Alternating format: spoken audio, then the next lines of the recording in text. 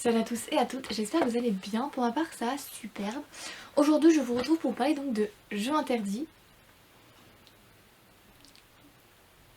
de Emma Green et chez les éditions Aide Addictive.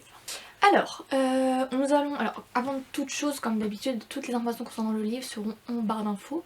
Ne vous en faites pas, de toute façon c'est comme d'habitude à chaque fois.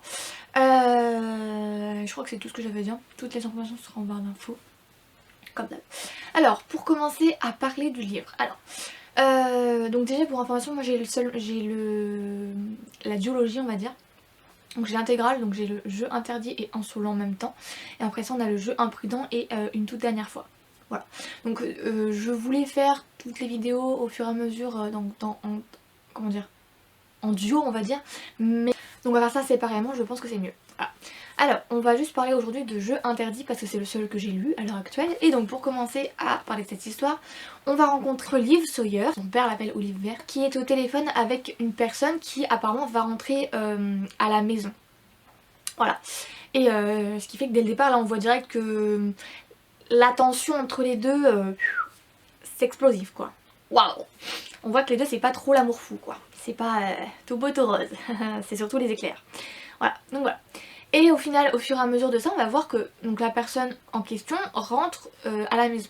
Après plusieurs années à l'internat ou un truc du genre, je sais plus exactement ce que c'était, mais en gros il est parti à l'école, enfin en internat à l'école, etc.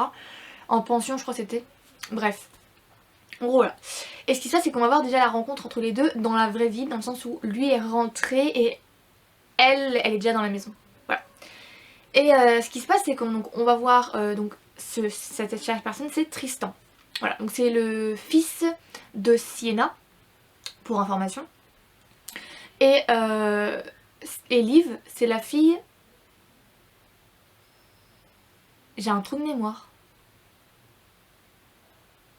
J'ai un énorme trou de mémoire. Je suis en mode... Je sais quoi son prénom à lui. Donc Sienna, c'est la mère de Tristan et de Harrison, donc le petit frère de Tristan. Et donc Craig, c'est le père de Liv. Voilà. Et en gros, Craig Sawyer et Sienna, Sienna Quinn, c'est les parents en fait, si vous voulez. Donc les deux se sont mariés quoi. Voilà. Donc en gros, c'est une famille recomposée. Voilà. Et en fait, ce qui se passe, c'est que tout au fil de l'histoire, on va découvrir plein de choses. Voilà. Que Tristan revient à la maison, mais il revient à la maison. Donc il va s'occuper de son petit frère Harrison. Voilà.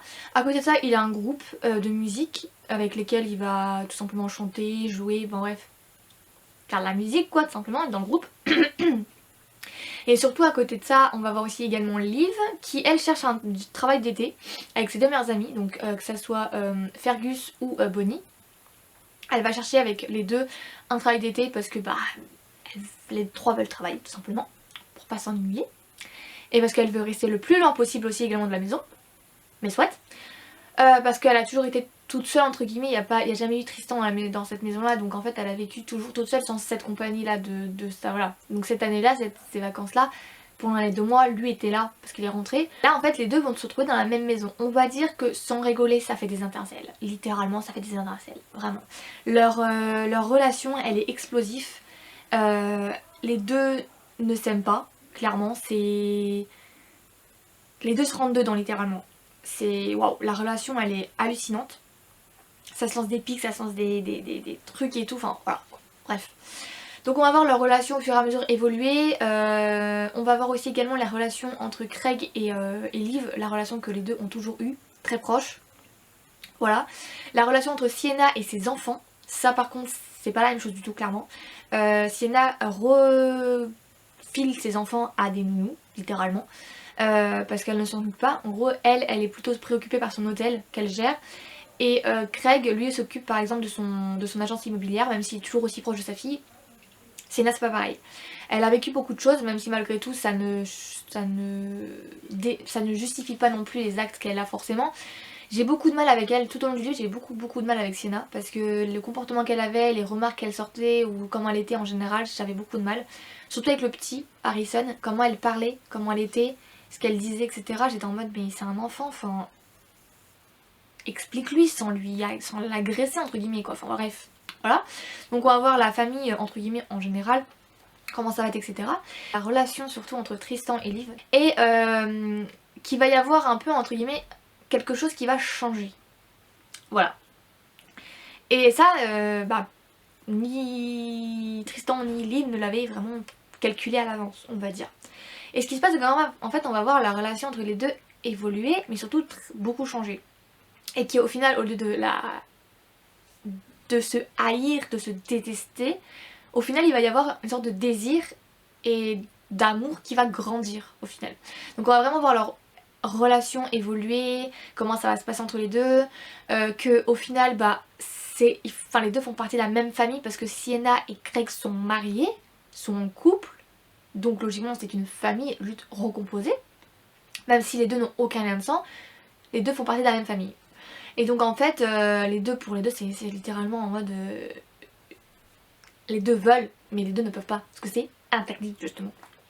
Voilà, donc au fur et à mesure de la lecture on va voir ça, on va voir aussi la relation de Liv avec Fergus et avec Bonnie, donc ses deux meilleures amies, comment ça va se passer, qu'il va y avoir beaucoup de problèmes on va dire, par rapport à la relation entre les deux, de Liv et Tristan. Vous allez voir si vous le lisez, mais également par rapport en fait au fur et à mesure on va voir quelque chose, alors j'étais en larmes, mais en larmes, parce qu'il arrivait quelque chose avec Harry, le petit frère. Et ça, je n'y attendais pas. Voilà. Et donc c'est pour ça que je fais la vidéo, même si je l'ai absolument pas préparé du tout. Vraiment je fais ça à l'arrache. J'ai pas préparé du tout ce que je voulais dire. Parce que je voulais juste lire la suite du livre, quoi, c'est tout, je voulais lire la suite. Donc voilà. Mais tout ce que je voulais dire c'est que vraiment dans ce livre là il y a beaucoup de sujets abordés. Tout ce qui est famille, les relations en général, comment dire, la perte de personnes qui sont proches de nous, enfin des êtres chers quoi si vous voulez.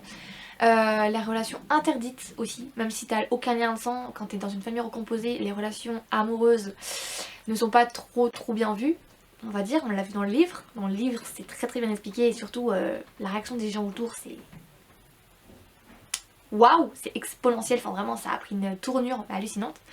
Donc voilà, mais on va voir surtout plein d'autres choses en fait, vraiment c'est... un bouquin que j'ai beaucoup aimé. J'étais accro dedans, vraiment j'ai fait que ça, de le lire pendant 5 jours d'affilée, vraiment. Dès que j'avais une pause, dès que j'avais rien à faire, je lisais, j'avais même plus de vie sociable quoi. Vie sociale pardon. Mais en gros voilà. Je saurais pas quoi dire de plus parce que j'ai pas trop envie de spoiler, juste je vais arrêter là parce que j'ai pas envie de trop en dire.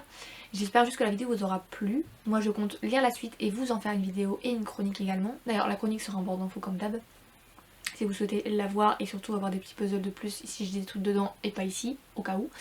Donc voilà, mais en tout cas je vous souhaite une très bonne soirée, moi je vous dis à plus tard et puis je vous fais des gros bisous. Salut les petites fleurs, à bientôt.